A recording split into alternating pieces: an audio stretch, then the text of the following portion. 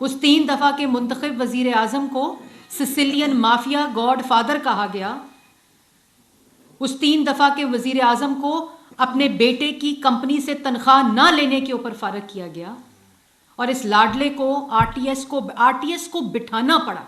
اس کا مطلب ہے کہ پاکستان کی عوام نواز شریف کو ووٹ دے رہی تھی, اور پھر آر ٹی ایس کو بٹھانا پڑا اس کو ووٹ دلوانے کے لیے, ووٹ کو چوری کرنے کے لیے, الیکشن کو چوری کرنے کے لیے. اور وہ شخص جس وقت اس کے خلاف عدم تحریک آئی تو سائفر کا لفافہ نکالا, آئین توڑا, نیشنل اسمبلی توڑی, اپنے وزراء کے ذریعے آئین توڑوایا, لا منسٹر کے ذریعے آئین توڑایا, انفارمیشن منسٹر کے ذریعے آئین توڑایا, اسپیکر سے آئین کی خلاف ورزی کرائی, ڈیپٹی اسپیکر سے آئین کی خلاف ورزی کرائی. یہ معصوم ہے, یہ معصوم شخص ہے جس کو معصوم کہا جا رہا ہے. سپریم کورٹ کا فیصلہ آیا کہ آئین توڑا گیا, اور 14 دن کے اندر ووٹنگ ہوتی ہے اگر آپ کی تحریک عدم اعتماد آ جائے کسی بھی وزیر اعظم کے خلاف. اور یہ آئینی طریقہ ہوتا ہے, یہ کسی وزیر اعظم کے خلاف سازش نہیں ہوتی, یہ آپ کے آئین میں درج تحریک عدم اعتماد ہوتی ہے جو کہ آپ وزیر اعظم کے خلاف اس کے سٹنگ ممبرز کر سکتے ہیں اور اس کے اگینسٹ ووٹ دے سکتے ہیں. یہ کسی قسم کی سازش نہیں ہوتی. اور اس کے بعد آپ کاغذ لہراؤ اور ملک کی پوری خارجہ پالیسی داؤ پہ لگا دو. سیکریسی ایکٹ کے پڑخچڑ, اور اگر اس میں کچھ تھا. نیشنل سیکیورٹی کمیٹی کی میٹنگ ہوئی 2, ساری قیادت بیٹھی, ساری انٹیلیجنس ایجنسیز بیٹھی, ان سب ایک اس کے دور میں ہوئی وزیر اعظم تھا, اس نے وہ کمیٹی چیئر کی. اس معصوم آدمی نے وہ کمیٹی چیئر کی کیونکہ اندر کمرے میں اس سائفر کے ساتھ کھیلنے کا حکم دے کے آیا تھا کابینہ کے ممبرز کو. اسی لیے جو نیشنل سیکیورٹی کمیٹی کی میٹنگ چیئر کی تو کہہ دیتا نا, پڑھ کے سناتا عوام کو, پڑھ کے سناتا کہ اس سائفر میں یہ لکھا ہے اور یہ میرے حکومت کے خلاف سازش ہے. آپ وزیر اعظم تھے, ساری آپ کے پاس طاقت تھی, اس کرسی کی طاقت تھی, اس منصب کی طاقت تھی, ریاستی طاقت تھی, آپ پڑھ کے سناتے عوام کو کہ جی یہ میرے خلاف سازش ہو گئی ہے. یہ معصومیت ہے. تم ملک کے ساتھ کھیل کھیلو, تم ملک کی معیشت کو تباہ کر دو, عوام کو بے روزگار کر دو, روٹی چینی آٹا بجلی گیس مہنگا کر دو. تم معصوم ہو.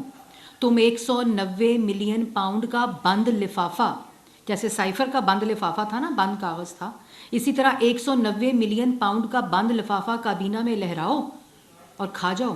تم معصوم ہو. تم اربوں کی منی لانڈرنگ کر لو, فورن فنڈنگ کر لو. تم معصوم ہو. اور اس کے اوپر الیکشن کمیشن فیصلہ دے تو میں الیکشن کمیشن کے بچوں کو نہیں چھوڑوں گا, ان کی فیملیز نہیں باہر نکل سکتی.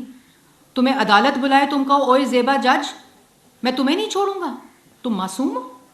تم 9 مئی کو شہداء کے یادگاروں کو ٹھڈے مارو, ان کو توڑ کے سڑکوں پہ پھینکو. یہ معصوم ہے. تم 9 مئی کو ایمبولینسز جلا دو, تم رینجرز کی اور پولیس کی گاڑیاں جلا دو, تم زمان پاک کے اندر بیٹھ کے پیٹرول بم کی پریپریشن میں نوجوانوں کو اندر ٹریننگ دو, تربیت دو. تم معصوم ہو. تم ہسپتال جلا دو, اسکول جلا دو, مسجد جلا دو. تم معصوم ہو. تم جنا ہاؤس جلا دو, اس کے اوپر حملہ آور ہو جاؤ. تم میٹرو جلا دو, اور کہو سپریم کورٹ کا فیصلہ تو مجھے پتہ ہی نہیں تھا کہ لانگ مارچ نہیں کرنی. اور یہ معصوم, یہ معصوم اس لیے ہے, یہ لاڈلا اس لیے ہے کیونکہ جب یہ سپریم کورٹ 9 مئی کا ملزم جاتا ہے, مجرم جاتا ہے, تو اس کو کہا جاتا ہے good to see you and wishing you good لک.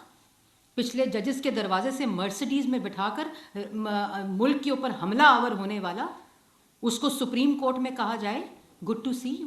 یہ اس لیے معصوم بنتا ہے. توشہ خانہ کی خانہ کعبہ کی گھڑی بیچ دے تو معصوم ہے. اس کے بعد زکوٰۃ کا پیسہ کھا جائے, اس کو ہاؤسنگ سوسائٹی میں لگا دے تو معصوم ہے. ہیرے جواہرات بٹور لے, القادر ٹرسٹ بنا لے ایز اے بینیفیشری تو معصوم ہے.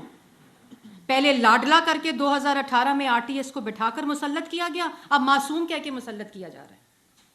بڑی بات ہے جی.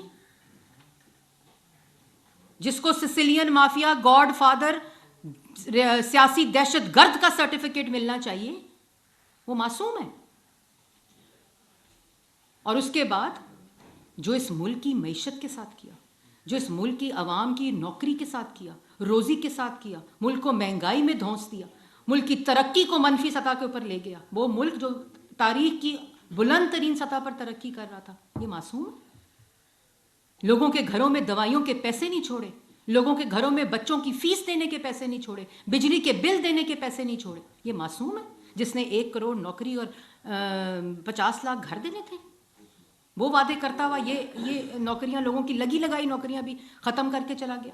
4 ساڑھے 4 سال انڈے مرغیاں کٹے بیچتا رہا.